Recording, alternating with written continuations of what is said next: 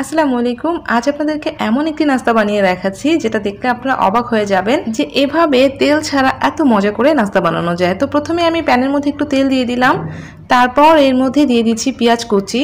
পেঁয়াজ কুচিটা একটু বেশি করে দিতে হবে, আর পেঁয়াজ কুচিটাকে আমি হালকা নরম হওয়া পর্যন্ত ভেজে নিচ্ছি। যতক্ষণ না পেঁয়াজ কুচিটা কিছুটা নরম হচ্ছে ততক্ষণ পর্যন্ত ভেজে নিই। এখন এর মধ্যে আমি দিয়ে দিয়েছি 1 চা চামচ রসুন বাটা, আর রসুন বাটা দেওয়ার পরে আমি আবারও 1 মিনিট ভেজে নিব, এতে করে রসুনের কাঁচা ফ্লেভারটা চলে যাবে। তো এরপরে আবার দিলাম আদা বাটা, এটাও আমি প্রায় 1 চা চামচের একটু কম দিয়েছি। আদা বাটাটাকে কয়েক সেকেন্ড ভেজে নিচ্ছি, কারণ আদা বাটা ভেজে নেওয়ার সময় ছিটকে ছিটকে যায়, তাই অল্প একটু ভেজে নিয়েছি। এখন এর মধ্যে আমি দিয়ে দিচ্ছি গরুর মাংসের কিমা, আপনারা এখানে মুরগির মাংসের কিমাও দিতে পারেন। তো গরুর মাংসের কিমাটা দেওয়ার পরে একটু নেড়ে চেড়ে দিচ্ছি। এরপর এর মধ্যে দিয়ে দিচ্ছি আধা চা চামচ ধনিয়ার গুঁড়া, আধা চা চামচ জিরার গুঁড়া, তারপর দিচ্ছি গোলমরিচের গুঁড়া, সামান্য একটু গরম মশলার গুঁড়া, তারপর স্বাদ মতো লবণ দিলাম। তারপর এর মধ্যে আমি দিয়েছি লাল মরিচের গুঁড়ো, এটা আমার স্বাদ মতো দিয়ে নিয়েছি। এখন নেড়ে চেড়ে কিছুক্ষণ আমি মাংসটাকে এই মশলার সাথে ভেজে নিব, বেশ কিছুক্ষণ ভেজে নিব, এতে করে মশলাটাও কষানো হয়ে যাবে আর ফ্লেভারটা অনেক বেশি ভালো লাগবে। এখন আমি এর মধ্যে বেশ অনেকটা পানি দিচ্ছি, যেহেতু মাংসের কিমাটা সিদ্ধ হতে হবে। তো মাংসের কিমাটা সিদ্ধ হওয়ার জন্য বেশ অনেকটা পানি দিয়ে আমি এখন চুলার আঁচটা কমিয়ে ঢাকনা দিয়ে ঢেকে রান্না করছি, যতক্ষণ না মাংসটা পানি পুরোপুরি শুকিয়ে যাচ্ছে। যখন কিমার পানি পুরোটা শুকিয়ে যাবে সে পর্যায়ে ঢাকনাটা খুলে আমি নেড়ে চেড়ে এক্সট্রা পানিটা শুকিয়ে নিব, একদম শুকনো শুকনো করে ফেলবো। তার আগে এর মধ্যে আমি দিয়ে দিচ্ছি টমেটো সস, এটা আমি আধা টেবিল চামচ পরিমাণে দিয়েছি। তো টমেটো সসটা দেওয়ার পরে যেরকম শুকনো শুকনো করে নামিয়ে নিচ্ছি, নামিয়ে ঠান্ডা করতে দিয়ে দিয়েছি। আর এখানে আমি একটা বাটির মধ্যে 1.5 কাপ ময়দা নিয়েছি, আপনারা চাইলে বেশি করেও নিতে পারেন।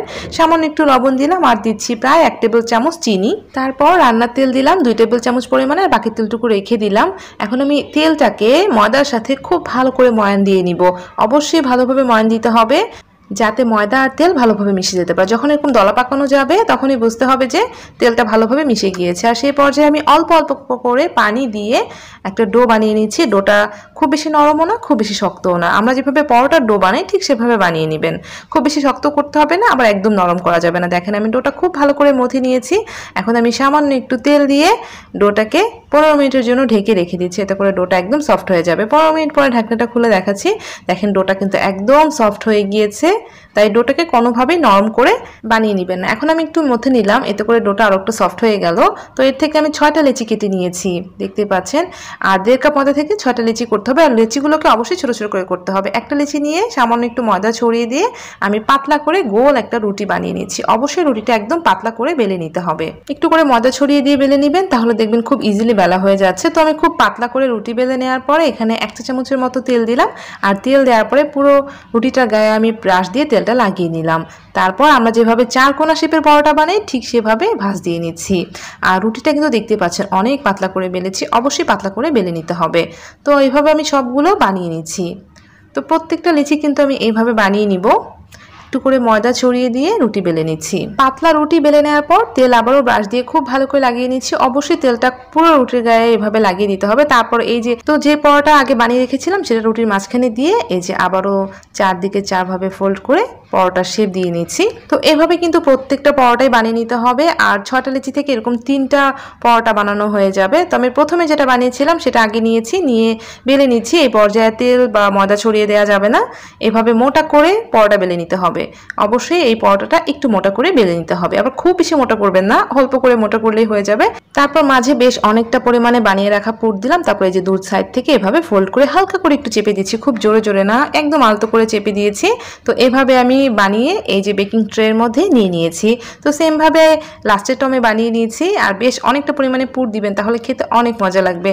তো আমি এভাবে 3টা বানিয়ে নিয়েছি। তারপর এর উপর দিয়ে ডিমের কুসুম ব্রাশ করে দিচ্ছি। খুব ভালো করে ডিমের কুসুমটাকে ব্রাশ করে দিতে হবে। পরোটাটাকে খুব বেশি মোটা করবেন না, তাহলে কিন্তু খেতে ভালো লাগবে না। এরপর আমি একটা নাইফ দিয়ে এভাবে 3টা দাগ কেটে দিচ্ছি। একটু ডিপ করে দাগটা দিয়ে দিবেন যাতে ভিতর থেকে দেখা যায়। তো আমি এখন এটা চুলায় বেক করতে যাচ্ছি। আপনারা ওভেনে 180 ডিগ্রিতে 30 মিনিট বেক করে নিতে পারেন। তো আমি চুলায় যেহেতু বেক করি এর জন্য সিলভারের হাঁড়ি আগে থেকে আমি 10 মিনিট গরম করে নিয়ে বেকিং ট্রেটা বসিয়ে দিলাম। চুলার আঁচটা লো থেকে বাড়িয়ে দিয়ে আমি 50 মিনিট বেক করে নেব। এটা হতে কিন্তু 50 মিনিট সময় লাগবে। আমি 50 মিনিট পরে আপনাদেরকে ঢাকনাটা খুলে দেখাচ্ছি। দেখেন আমার হাঁড়িটা যেহেতু ভারী তেমন টাইম বেশি লেগেছে। আপনাদের হাঁড়ি যদি একদম পাতলা হয় তাহলে কিন্তু টাইমটা একটু কম লাগবে। তো আপনারা 30 মিনিট পরে চেক করে দেখবেন যে এরকম সুন্দর একটা কালার হয়েছে কিনা, ক্রিস্পি হয়েছে কিনা। তো আমি গরম গরম নামিয়ে নিয়ে এসে রেখেছি আর আপনাদেরকে ভেঙে দেখাচ্ছি। দেখেন পিছনটা কত সুন্দর হয়েছে। এটা কিন্তু ঠান্ডা হওয়ার পর অনেক বেশি খাস্তা হয় আর গরম গরমও অনেক বেশি খাস্তা থাকে। এই নাস্তাটা খেতে এত মজা আর বানানোর টেকনিকটা এত বেশি ইউনিক, আমার কাছে এত ভালো লেগেছে। আমি বাসায় ট্রাই করেছি, আপনাদের সাথেও শেয়ার করেছি।